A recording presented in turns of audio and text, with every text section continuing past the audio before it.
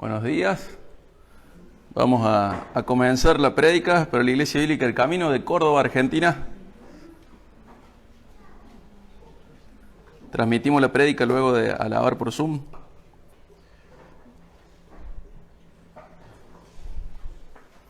Apenas se pueda, espero la confirmación de siempre, el sonido en Facebook, si en Facebook se escucha bien.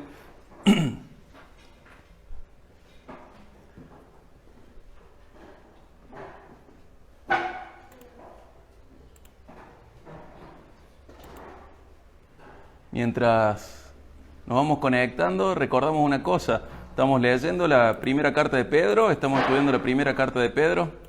Pedro le escribe a un grupo de hermanos que ha sido exiliado por la persecución, ¿sí? Por la persecución. Pedro va a quedar en Roma, su esposa también. Luego van a morir incluso en ese lugar. Pero una serie de hermanos va a ser expatriados y van a elegir vivir en otro lado, van a elegir mudarse para no morir en la misma persecución. Y a esta persona, a este grupo de personas, les escribe Pedro. Ellos están sufriendo por ser cristianos. Es válido huir de la persecución, no siempre hay que enfrentarla, a veces hay que huir. Y este grupo de hermanos nuestros del pasado tomó esa decisión y Pedro los quiere alentar a vivir correctamente mientras están fuera de sus hogares. Y de ahí van a hacer una metáfora, que es que mientras estamos en la tierra, no estamos en nuestros hogares. Nuestro hogar está en el cielo. Hoy estamos en la tierra y nosotros somos expatriados como ellos. Estamos dispersos en la tierra, no somos de acá, estamos esperando nuestra patria celestial. Y de acá sale esa metáfora. Y del 3 al 12 de 1 Pedro teníamos una sola oración. Esa oración es sobre la salvación. La hemos parafraseado para recordarla. Toda esta introducción es mientras nos vamos conectando. Alabamos a Dios porque nos hizo nacer de nuevo, Él nos salvó, motivado por su misericordia con el propósito de darnos una herencia eterna. En la salvación hay regocijo a pesar del sufrimiento presente, pero ese sufrimiento tiene una función. La función es probar nuestra fe para que nuestra fe sea aprobada. La salvación es a través de la fe verdadera, fe que tiene frutos, y estos frutos son poseer amor por Cristo, un gozo profundo y vida eterna. Y esta salvación fue profetizada, fue deseada, fue revelada, fue anunciada y es un milagro espectacular. Y esta salvación da lugar a una determinada conducta que la vamos a llamar ética cristiana y hoy al cerrar vamos a hablar de esto. Pero, ¿cuál es esta conducta? Fuimos salvos para tener esperanza, salvados para ser santos, salvados para temer a Dios. ¿Y por qué le tememos? Porque es nuestro juez y también es nuestro libertador. Y este último punto que vamos a ver hoy, fuimos salvados para amarnos, para amarnos. Si nosotros vemos el 13, comienza diciendo por tanto, y de ahí en más, vemos una serie de 4 exhortaciones sobre cómo vivir. Tengan esperanza, sean santos, teman a Dios, ámense entre ustedes. Son las consecuencias lógicas. Hoy vamos a ver del 22 al 25 y vamos a ver que hemos sido salvados para amarnos. Hemos sido salvados para expresar amor entre nosotros. Del 22 al 25, 1 Pedro dice así: puesto que en obediencia a la verdad ustedes han purificado sus almas para un amor sincero de hermanos, ámense unos a otros entrañablemente de corazón puro, pues han nacido de nuevo, no de una simiente corruptible, sino de una que es incorruptible, es decir, mediante la palabra de Dios que vive y permanece. Porque toda carne es como la hierba y toda su gloria como la flor de la hierba. Sécase la hierba, cáese la flor, pero la palabra del Señor permanece para siempre. Esa es la palabra que a ustedes les fue predicada. Y vamos a desglosar este pasaje que es del 22 al 25. Vamos a ver, por ejemplo, desde el comienzo, obviamente, vemos el 22 cómo comienza. Dice, puesto que en obediencia a la verdad.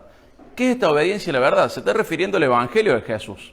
Nosotros muchas veces escuchamos de que hay que vivir de tal manera que los inconversos se pregunten por qué vivimos de esa manera, entonces que nuestra respuesta sea el Evangelio, al preguntarnos por qué somos diferentes a los inconversos, a los incrédulos, y recién ahí les prediquemos. Esos mismos dicen que evangelizar, como generalmente lo hacemos, es dar una respuesta a una pregunta que nadie hizo. Entonces, como que si hubiera que esperar que Es como si hubiera que esperar que nos preguntaran para recién ahí presentar el Evangelio. Y esto es un error conceptual que nos lleva a errores en la práctica evangelística. Porque el Evangelio es una proclamación que demanda una respuesta. ¿Sí? Es una proclamación que demanda una respuesta. El Evangelio en sí mismo es un mandato. Nosotros no estamos acostumbrados a pensar en estos términos acerca del Evangelio, pero el Evangelio es un mandato. En Romanos 16, 25 al 27, habla de este Evangelio, de la predicación de Jesucristo, que fue manifestado en esos momentos hasta hoy, y que se dio a conocer para guiar a todas las naciones a la obediencia a la fe. Responder al Evangelio es obedecer a Dios. El Evangelio en sí es un mandato. Dios se dio a conocer a partir de Cristo para guiarnos a la obediencia a la fe. Eso lo dice Romanos 16, 25 al 27. Yo sé que tengo un asistente muy bueno que siempre pone los versículos ahí, por eso le repito la cita, gracias a ese, pero excelente que ese pueda hacer eso. Y ahí en Romanos 16, 25 al 27 habla de este evangelio que es predicado para que todas las naciones puedan ser guiadas a la obediencia a la fe. Por supuesto que no es universalismo, sino que gente de toda lengua, de toda tribu, de toda nación, de toda etnia va a responder al evangelio. Y tenemos que saber que la respuesta al Evangelio no es solo asentir a algunas verdades espirituales, sino que es obedecer. También tenemos ese error pensando que ser creyente o creer en el Evangelio es decir sí, sí, sí y nada más. Y entonces creemos una serie de verdades espirituales, pero no impactan esa serie de verdades espirituales, no impactan nuestra conducta. Y eso es un error. El Evangelio transforma, no informa solamente. El Evangelio verdadero informa, pero para transformar. Cuando el Evangelio llega a una vida, no solo esa vida es informada, sino que también es impactada y es transformada. ¿Y dónde dice eso? Acompáñame a Marcos 1, 14 al 15 y vamos a ver cómo Jesús nos enseña cuál es la orden del Evangelio. Marcos 1, 14 al 15.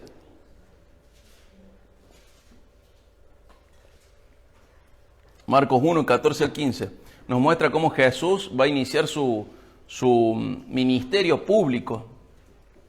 Y a diferencia de Juan, en donde vemos que Jesús inicia en una fiesta, donde prácticamente no hay predicación con palabras, Marcos nos muestra cómo inicia la parte, no de milagros, sino la parte de mensaje de Jesús. Y fíjense cómo dice el Evangelio de Jesús según Marcos, 1, 14 al 15, para ver qué es eso que tenemos que obedecer. Dice, después de que Juan el Bautista, había sido encarcelado, Jesús vino a Galilea predicando el Evangelio de Dios. ¿Ven? Acá inicia el ministerio de predicación de Jesús. Y Él está predicando el Evangelio. ¿Y cómo será el Evangelio de Jesús? ¿Cómo será ese Evangelio? El tiempo se ha cumplido, decía. El reino de Dios se ha acercado, arrepiéntanse y crean en el Evangelio. Hay información, el tiempo se cumplió, es el tiempo de revelarse Jesucristo al mundo, es lo que decía Romanos 16. El reino de Dios se acercó, todavía no ha llegado a su plenitud, pero se ha acercado a nosotros. Y ahí está la orden, arrepiéntanse y crean en el Evangelio. Mucha gente ha decidido creer, pero no se ha arrepentido, y eso es un error conceptual. Porque el Evangelio informa, insisto, pero también transforma. Y cuando Jesús predicó el Evangelio, fíjense cómo es resumido, arrepiéntanse y crean. ¿Por qué? Porque el reino de Dios se acercó y es revelado lo que Dios exige del hombre, que te arrepientas y creas. Si vos solamente crees, pero no te arrepentís, si no llevas una vida de creer y arrepentirte, no estás creyendo el Evangelio verdadero, estás creyendo una mutilación del Evangelio, una deformación, una dilución, un Evangelio más que distorsionado, mutilado. Pero no es lo mismo, no es lo mismo. El Señor dice, arrepiéntanse y crean. Y nos dice a nosotros, arrepiéntanse y crean. Porque el reino de Dios se acercó, porque Jesús se ha revelado, Dios se ha revelado en Cristo. Y si nosotros no comprendemos así el Evangelio, ¿qué va a pasar? Vamos a ser gente que solamente se informa, pero que no es transformada. Y Jesús no vino solo para informarnos, Jesús vino para transformarnos a través de esa información. Para que nuestras vidas sean diferentes a la de aquel que no es hijo de Dios. Somos familia de Dios a partir de esto. Y luego en 2 de Pedro vamos a ver, el Señor nos ha hecho partícipes de su naturaleza divina. Él asumió nuestra naturaleza en Belén, desde la concepción para siempre. Pero a partir de que nosotros creamos y nos arrepintamos en su Evangelio, somos hechos participantes de la naturaleza divina. Y tenemos que comprender que esa participación de la naturaleza divina tiene un impacto en nuestras vidas. No podemos llevar la misma vida de aquel que no tiene participación de la naturaleza de Dios. Que eso suceda significa que esa persona no es salva. Simplemente ha creído en algo sin arrepentirse o ha recibido información sin que esa información le impacte, sin que esa información le transforme. Y bueno, queda claro que el Evangelio es una orden, por eso el 22 dice, puesto que en obediencia a la verdad, seguimos en 1 Pedro 1, ustedes han purificado sus almas para, y recordemos que el para y el pero son dos palabras muy importantes. El para nos muestra el propósito, el para qué. Esa obediencia a la verdad purifica el alma y esto tiene un propósito. ¿Cuál es el propósito? Leamos de nuevo el 22. Puesto que en obediencia a la verdad ustedes han purificado sus almas para un amor sincero de hermanos. Ámense unos a otros entrañablemente de corazón puro. Hemos recibido la capacidad de amarnos porque el Evangelio ha purificado nuestras almas. Y este amor es característico, no es como otros amores, que en realidad no son amores según Dios, sino que este amor es muy característico. Y acá nos da esas características. Es un amor sincero. En otra traducción dice sin fingimiento, que no sea fingido, que sea genuino, sin intenciones ocultas, sin nada oculto, sin caretearlo. Es un amor sincero. Es un amor fraternal, sabiendo que somos parte de una familia que nunca va a disolverse. La familia de sangre va a dejar de existir. Va a dejar de existir. Pero la familia espiritual es para siempre. Y vamos a pasar la eternidad juntos. Y vamos practicando, y vamos más que practicando, llevando a la práctica, que es parecido, pero no sé si es lo mismo, llevando a la práctica el hecho de amarnos. Tenemos que comprender de que hay muchas ilustraciones que el Señor usa, pero que no las usa porque esas ilustraciones, a ver cómo lo puedo decir, lo voy a dar en ejemplos. No es que el Señor al crear el matrimonio dice, esto se parece al Evangelio, sino que pensando en el Evangelio el Señor diseña el matrimonio. Y no es que nosotros al ver la familia de sangre decimos, esto se parece a la familia espiritual, sino para que nosotros los humanos entendiésemos lo que es la familia espiritual, el Señor diseñó la familia de sangre. Son sombra de realidades superiores. Pasa con el matrimonio, pasa con la familia, pasa con el cuerpo, pasa con un montón de cosas, pasa incluso con el matrimonio y la Trinidad, pasa con varias cosas, pasa con los sacrificios del Antiguo Testamento, pasa con todas las sombras de Cristo en el Antiguo Testamento. Son muchas cosas que en realidad son sombra de figuras superiores, de realidades superiores. Y la familia de sangre es una ilustración inferior de una realidad superior, de la familia espiritual. Esto no nos gusta muchas veces, pero es la realidad. No es que el Señor dijo, la familia espiritual, a ver a qué se parece, a la familia física. No, sino que Dios, ya sabiendo todo, diseñó la familia de sangre para que nosotros entendiésemos lo que es la familia espiritual. Entonces comprendemos que es muy importante, no porque la familia de sangre no sea importante, sino que es muy importante y hay que cuidarla porque es ilustración y es sombra de la familia espiritual. Es sombra de una familia que nunca va a disolverse. Nuestra sangre va a quedar en esta tierra, vamos a ser abono de esta tierra. Pero la sangre de Cristo es imperecedera, como lo hemos visto, es incorruptible. Y esa es la sangre que nos une. Y somos espiritualmente familia. Y tenemos que comprender esta realidad al punto de que impacte nuestra conducta. El Señor nos salvó y dio propósitos para que tengamos un amor sincero, para que tengamos un amor fraternal, también un amor profundo, que no es superficial, sino que es intencionalmente involucrado para el bien del otro. ¿Vieron que preguntamos, ¿cómo andas? ¿Todo bien? Y el otro te dice, todo bien. Y a veces ese saludo resume el interés que tenemos en abrir nuestro corazón y el interés que tenemos también en conocer al otro. Dijo, ¿todo bien? Listo, está todo bien. Gente, vivimos en un mundo caído, no sé si alguien está todo bien. Casi nadie está todo bien. Casi nadie puede decir realmente todo bien. Tenemos problemas económicos, tenemos problemas familiares, tenemos problemas de salud, tenemos problemas laborales, tenemos estrés, nos pasan cosas, pero a veces nos conformamos con que el otro escuche o que yo diga o que el otro me diga, está todo bien. Y tenemos que aprender a tener un amor profundo que no se contenta y no queda satisfecho con esa respuesta, ni al darla ni al recibirla, sino que es un amor profundo. Es un amor con buena voluntad hacia el otro, es un amor que contempla esfuerzo, profundidad, intencionalidad, fervor, constancia. Fíjense, el 22 lo que decía. puesto que en obediencia a la verdad ustedes han purificado sus almas fíjense, ¿para qué somos salvos? Para un amor sincero de hermanos. Ámense unos a otros entrañablemente, de corazón puro. Es un amor contrastante al trato que el mundo le da a los cristianos. La iglesia está en la tierra, en parte, para mostrarle al mundo lo que es ser familia. Insisto, la iglesia está en la tierra, en parte, para mostrarle al mundo lo que es ser familia, para mostrarle al mundo lo que es el verdadero amor. Es difícil amar cuando convivimos. Cuanto mayor tiempo pasamos en una comunidad, sea de dos personas, como un matrimonio, más grande como una familia de sangre, o más grande como la iglesia, es difícil. ¿Cuál es la jugada escapista de mucha gente? No pasar tiempo para que no sea tan difícil. Entonces, si vos estás en un matrimonio, pasas todo el día trabajando, no vaya a ser que convivas con tu esposa y se te haga un poco difícil amarla, o que a ella se le haga difícil amarte. Y eso luego lo trasladamos a la familia más grande. Hoy no, voy a elaborar, me voy a inventar trabajo por donde no hay, voy a dar vuelta en el auto y conozco casos reales de esto, y sé que no soy el único que los conoce, para estar menos tiempo con mi familia, porque está todo bien, pero cuando duermen, son tan piolas, pero cuando están dormidos, trato de verlo lo menos posible porque el amor verdadero es muy difícil en mi familia. Y luego eso lo trasladamos a la iglesia. Qué fácil que es amarnos superficialmente. ¿Es el amor superficial? ¿Es realmente amor? Entonces el tiempo en el cual nosotros convivimos es donde podemos aprender que no somos tan fáciles de amar, ni vos ni yo, somos difíciles de amar. ¿Vieron la película Duro de Matar? Bueno, somos duros de amar a veces.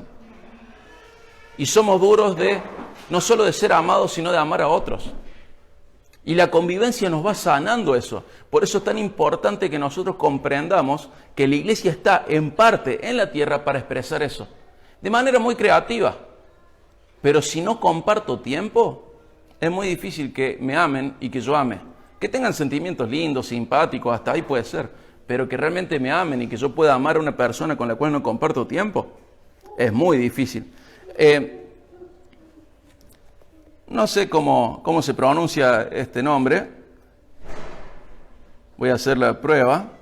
En un libro que habla de la estructura de la iglesia en este tiempo, en el tiempo tecnológico, se llama El problema de los odres, haciendo alusión a odres viejos, odres nuevos. La iglesia estructurada en el tiempo tecnológico. El autor se llama Howard Snyder. Y puso esto en su comentario al respecto de la iglesia de hoy. Hoy la iglesia está sufriendo una crisis de comunión. En un mundo de grandes instituciones impersonales, a veces la iglesia parece otra institución más, grande e impersonal. En la iglesia institucionalizada es muy difícil encontrar esa calurosa cercanía entre las personas que hace que las caretas se caigan, que la honestidad prevalezca, y que abunde el sentido de comunicación y comunidad más allá de lo meramente humano. En resumen, es difícil encontrar la comunión de Él y en Él Espíritu Santo. Es muy fuerte esta frase y lo dijo antes de la cuarentena. Lo dijo en este libro hablando de cómo la tecnología muchas veces ha llevado a alejarnos de la comunión. Y eso no es una novedad, pasa en las familias, pasa con los amigos. Estamos en contacto como en WhatsApp y no es la misma comunión sentarte a comer que mandarle un mensaje, mandarle un mail, hablarle por Facebook. Estamos en contacto, pero no hace falta ser muy grande de edad para recordar cómo eran los viejos tiempos y ver que la comunión era diferente.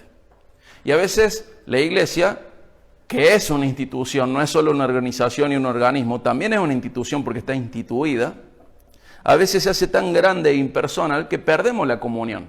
Entonces, al perder la comunión, perdemos el verdadero amor. Y es amada una careta nuestra, pero no en el sentido despectivo, sino una fachada nuestra, es una palabra quizá quizás mejor elegida. Una fachada nuestra es amada y nosotros amamos la fachada del otro.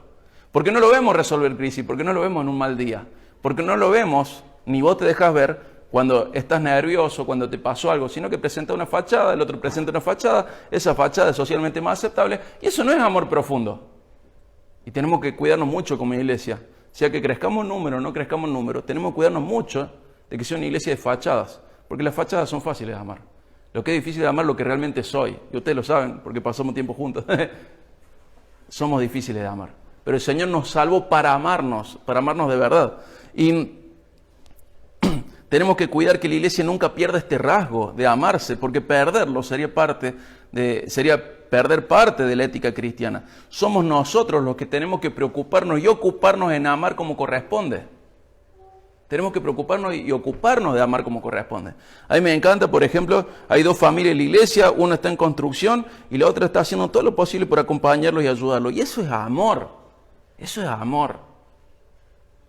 Y tenemos que seguir dándonos ejemplo y recibiendo ejemplos de personas que aman a otras partes de la iglesia. Es más allá de vernos los domingos. Es amor, es comprometerte con la vida del otro. Puse un ejemplo de varios, pero es hermoso ver una iglesia que se ama. Es hermoso ver una iglesia que no cae en una actitud dominguera de fachadas. No estoy para nada en contra del domingo, lo saben muy bien. Es algo sumamente importante y fundamental, el culto congregacional. Pero eso no es todo el cristianismo. Y la expresión de la vivencia de solo vernos los domingos es muy peligrosa, porque en realidad no dejas que te amen como realmente sos, sino que aman tu fachada.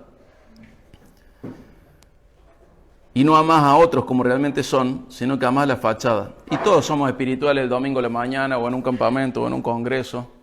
A veces hasta ahí mostramos la hilacha, pero en la convivencia, ahí sí mostramos la hilacha. Si no, preguntarle a tu esposa o preguntarle a la mía. Sí mostramos la hilacha. Somos difíciles de amar, pero el Señor nos salvó para amarnos. ¿Y cuál es el motivo de este amor tan grande, tan profundo, tan hermoso? Es lo que dice el versículo 23. Acompáñame 1 Pedro 1, 23.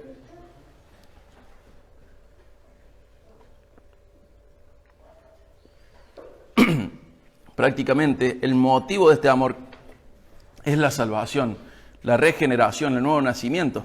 Dice el 23, leo hasta el 25. Pues han nacido de nuevo, no de una simiente corruptible, no de una semilla corruptible, sino de una que es incorruptible. Es decir, mediante la palabra de Dios que vive y permanece. Porque toda carne es como la hierba y toda su gloria como la flor de la hierba. Se seca la hierba, se cae la flor, pero la palabra del Señor permanece para siempre. Y esa es la palabra que a ustedes les fue predicada. Hemos nacido de nuevo por algo que es incorruptible, es imperecedero, por algo que es muy poderoso, que es la palabra de Dios. ¿Quieres saber cuánto poder tiene la palabra de Dios? Y Dios dijo. Y todas las cosas fueron hechas. Esa es la palabra de Dios. Y eso es lo que se nos ha sido predicado. Y eso es lo que sostiene nuestra vida espiritual. Y como eso nunca se cae, nuestra salvación tampoco se va a caer. Y somos salvos para siempre.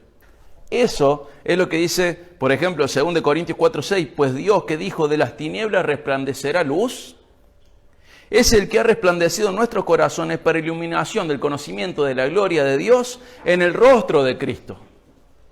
Dios, el que formó todo con el poder de su palabra, ha llegado a revelarse en nuestros corazones para mostrarnos a Cristo y que en Cristo podamos conocerle a Él, para que conozcamos la gloria suya. Ese Dios, a través de su palabra, es el que trae salvación y trae santificación, trae transformación. Y hay algo contrastante entre esta palabra y nuestra existencia. Fíjense qué increíble. Estamos en un país donde la palabra no vale nada. Para mí, un hombre vale lo que la palabra de ese hombre vale. Una persona vale lo que su palabra vale.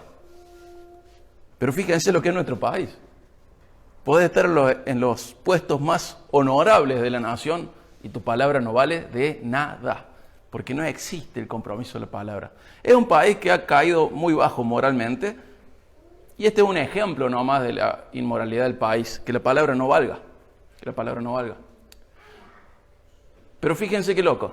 Nosotros, en nuestro entendimiento, en nuestra concepción, en nuestra condición de testigos de algo que dura mucho, ¿qué es lo que más tiempo vas a ver en tu vida? ¿Qué es lo más que va a durar en toda tu vida? Tu misma vida.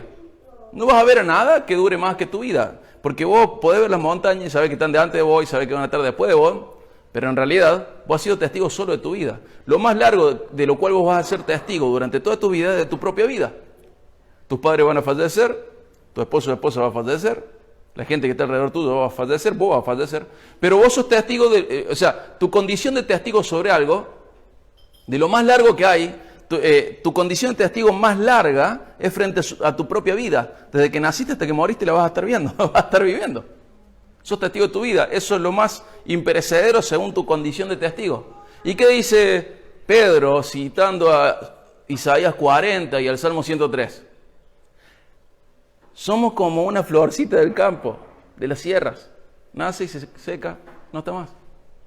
Nuestra existencia es como una florcita en el medio de la sierra. Nace, se seca, se cae y se olvidó todo su entorno donde estaba. Por eso no conoces el nombre de tus tatarabuelos, por ejemplo. Y no creas que sos de otro material que ellos. Son el mismo material y pasás al olvido. A menos que sean muy famosos y alguien los recuerde por 1000, 2000, 6000 años. Si sos Noé. Pero si no, todo tu entorno, todo tu contexto, dice, nace, se seca y su lugar no lo conoce. Ya se olvidó. Entonces, ¿qué es lo que quiero decir? Que a pesar de que nuestra condición de testigo, lo más largo de existencia que podemos atestiguar es nuestra propia vida, Pedro lo compara con la palabra de Dios y hace este contraste y dice, la palabra de Dios es imperecedera y vos y yo no. Entonces esto indirectamente nos llama a algo, ¿a qué? A no perder más tiempo. Estás a tiempo de no perder más tiempo. Y ver para qué fuiste salvado. ¿Para qué fuiste salvado? En este punto, para amar a otros. Fuiste salvado. Mala noticia para vos. Fuiste salvado para amarme. Fuiste salvado para amar a otros. Fuiste salvado para amar a otros. Incluso gente difícil como yo. Incluso gente difícil como vos. Yo me hago cargo y me tiro el fardo, pero sé que para vos también es. Somos todos difíciles de amar. Pero fuimos salvados para eso. ¿Qué significa fuimos salvados para eso? Que si no cumplimos con esto, parte del propósito de nuestra salvación no se cumple y eso no está bien. Nuestra existencia efímera fue contrastada acá con nuestra existencia en Cristo. Dice, la existencia de ustedes es cortita, la terrenal, pero su existencia en Cristo no es cortita. ¿Por qué? Porque están siendo frutos de una semilla que nunca se pudre, nunca deja de ser, que es la palabra de Dios, hablando de nuestra salvación. Y acá Pedro cita Isaías 40 y el Salmo 103, diciendo que es muy contrastante nuestra existencia con la existencia de la palabra de Dios y con nuestra propia existencia espiritual. Muy diferente. Nosotros al principio de la pandemia enfatizamos mucho el tema de la muerte, el tema de nuestra condición de efímeros, de finitos, de que vamos a morir. Enfatizamos mucho al principio porque las noticias eran terribles, nos mostraban cuerpos que no podían ser enterrados y que caían en las calles y que llegaban al mar los cadáveres de los familiares que eran tirados al mar y vimos un montón de cosas terribles que hoy no sabemos cuáles de esas son verdad y cuáles de esas no. No sabemos si corresponden a otras cosas. Pero enfatizamos mucho sobre esto.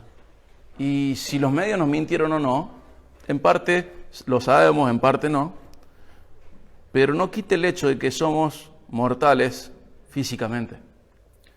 En la Biblia dice que el hombre vive 70 años y si es muy fuerte 80, y el promedio de vida de Argentina está en ese rango también. Y esto es una realidad, y yo sé que nos está escuchando gente que tiene más de 70 años, y no quiero asustarlos. Quiero que cada persona, sea la edad que tenga, incluyéndome a mí mismo, aprovechemos bien el tiempo, porque tenemos fecha de vencimiento. Y no solo de vencimiento, de fin. Este cuerpo se acaba y tiene que ser sembrado, tiene que ser usado como un instrumento para Dios. Este tiempo se acaba, este cuerpo se muere, se está muriendo todo el tiempo. Hoy está más muerto que ayer. Todo el tiempo va envejeciéndose. Todo el tiempo hay rasgos. Sean las arrugas, sean las canas, sean las entradas, sea la pelada, sea dificultades en las rodillas, en la cadera, en los ojos, en lo que sea. Pero vamos muriendo. Y más allá del coronavirus, el coronavirus no inventó la muerte. Seguimos muriendo. Y nunca vas a ser más joven que hoy. Y estás a tiempo de no perder más tiempo. Vos sos de Dios. Y si no rendís a Dios, si no trabajás para Dios, estás perdiendo el tiempo. Esto no quita tus otras responsabilidades. Esto quita del trono tu propia vida. Vos no sos tu rey y le debes a tu Dios un tipo de vida. Le debes a tu Dios, porque Dios te salvó para eso. En Isaías 43:7 dice, bueno, habla de los que invocan su nombre, dice, para gloria mía los creé, para gloria mía los hice, somos para su gloria. Y el 8 dice, saquen de entre mi pueblo al que tiene oídos y no oye, al que tiene ojos y no ve. Ese no es del pueblo de Dios. Puede estar entre nosotros, pero una persona que no vive y no busca la gloria de Dios, es muy probablemente una persona que no sea salva. Y dentro de la gloria de Dios, en lo que estamos viendo hoy, tenemos que saber que fuimos salvos para glorificar a Dios amándonos. Amándonos. Es adorar a Dios. Fuimos creados para adorar. Y dentro de lo de hoy podemos ver que esta adoración también se expresa en amarnos. Y sabiendo que nuestra existencia es efímera, recuerda esto, estás a tiempo de no perder más tiempo. Y este es el cierre de esta sección, no de la prédica, no te entusiasmes. Este es el cierre de la sección, teniendo en cuenta que esta vida pasa rápido. Por un lado hace que los sufrimientos por Cristo en este mundo, por un lado hace que los que están sufriendo por Cristo en este mundo, sepan que esto va a pasar rápido, va a terminar pronto. Pero por otro lado nos llama indirectamente a aprovechar bien el tiempo, porque nuestra vida terrenal pasa muy rápido. Y esta sección del 1:13 al 25 da lugar a algo que dijimos cuando comenzamos esta sección. Da lugar a parte de la ética cristiana. Fuimos salvos, entonces tengamos esperanza, seamos santos, temamos a Dios y nos amemos entre nosotros. Nos da 4 instrucciones sobre cómo vivir en un mundo que nos excluye por ser cristianos. Dios a través de Pedro se los dio a estos hermanos dispersos y nosotros siguiendo bajo la autoridad, bajo la guía y en la doctrina de los apóstoles, recibimos esto para nosotros también y nos da instrucciones de cómo vivir en este mundo. Y tenemos que ver que la teología de la salvación da lugar a la ética del cristiano también. ¿Qué es la ética? Lo dijimos en otra prédica, pero la ética es la disciplina filosófica que estudia el bien y el mal. La disciplina filosófica que estudia el bien y el mal y sus relaciones con la moral y con el comportamiento humano. Busca fundamentar la manera de vivir por el pensamiento humano. O sea, la ética es aquello que nos hace pensar qué es lo que está bien y mal en nuestra conducta para que vivamos según lo que consideramos que está bien y no vivamos según lo que consideremos que esté mal. Busca el fundamento teórico de la ética para encontrar la mejor manera de vivir, la manera más correcta de vivir, la búsqueda del mejor estilo de vida. Según la teología de la salvación, en este pequeño pasaje de Pedro, la ética nuestra es tener esperanza, ser santos, temer a Dios y amarnos entre nosotros. Esa es una vida bien vivida, con esperanza en Dios, en santidad, en temor a Dios y amando a los demás. Ese debería ser el comportamiento nuestro, vivir teniendo esperanza, siendo santos, temiendo a Dios y amándonos entre nosotros. Y tenemos que notar algo muy importante, esto es re importante. Lo que voy a decir diferencia el cristianismo de todas las otras religiones. La ética viene luego de la salvación. La conducta es afectada por la teología de la salvación. Fíjense que Pedro está informando algo. Ustedes fueron salvos, por eso pueden hacer esto. Pero primero vino el cambio de conducta, no, primero vino la salvación, luego la información sobre esa salvación y luego la conducta. Primero recibimos misericordia y luego respondemos a ella. Como en Pablo Romanos 12, Pedro nos recuerda el orden de las cosas, diferenciándonos profundamente de otras religiones. Con Israel sucedió lo mismo, primero fueron pueblo de Dios y luego recibieron la ley. Primero fuimos receptores de la misericordia de Dios, luego presentamos nuestro cuerpo como un sacrificio vivo, santo, agradable a Dios. Primero somos salvos y luego se evidencia nuestra conducta. Todas las otras religiones, incluso un cristianismo deformado, hacen al revés. Primero la ética para ver si Dios te acepta. Primero la conducta para ver si Dios te acepta. Primero la conducta para apaciguar la ira de los dioses. Primero el sacrificio para apaciguar su carácter bipolar. Dios no es así. Dios primero nos enseñó Nos salvó, nos enseñó cómo era su salvación y luego nos pide una conducta. ¿Por qué insisto en esto? Porque la moral no salva. Hay gente que está convencida de una moral correcta y eso es bueno, pero esa moral tiene que venir como consecuencia de comprender la salvación y responder a esa salvación en gratitud y lealtad. No para ver si Dios se pone más contento conmigo. Porque si sos salvo, Dios te mira a través de Cristo y eso ya está hecho. Dios no te puede amar más. Dios te ama lo suficiente y lo que vos necesitas, si sos salvo. Pero ¿cuánta gente no salva por llevar un tipo de ética espera ser salvo? Y eso es un error gigante. La moral no transforma. Por esa razón, muchas veces, jóvenes que salen de un contexto en el cual ellos han estado bien contenidos, van a la facultad y a veces se mudan de provincia y cuando encuentran libertad se desvían, se apartan del Señor. ¿Por qué? Porque lo único que aprendieron en su casa o en su iglesia fue moral, fue ética. Pero la ética viene como consecuencia de la transformación, no al revés. Y tenemos que ser muy sabios para diferenciar una persona que vive éticamente correcta de una persona que salva. Porque la ética viene como respuesta a la salvación. No es la ética un camino hacia la salvación. Y esto nos diferencia absolutamente de cualquier otra religión, incluso de un cristianismo mal enseñado y mal aprendido, muy popular en nuestros tiempos y en todos los tiempos. Cuando esto de poner primero la ética se cristianiza, nace en el legalismo o la religión externa pero hueca. ¿Quiénes tenemos la mayor tentación frente a esto? Los padres. Los padres. Porque a veces podemos correr el riesgo de pensar de que nuestros hijos son regenerados, nacidos de nuevo, han sido salvados, solo porque se comportan bien.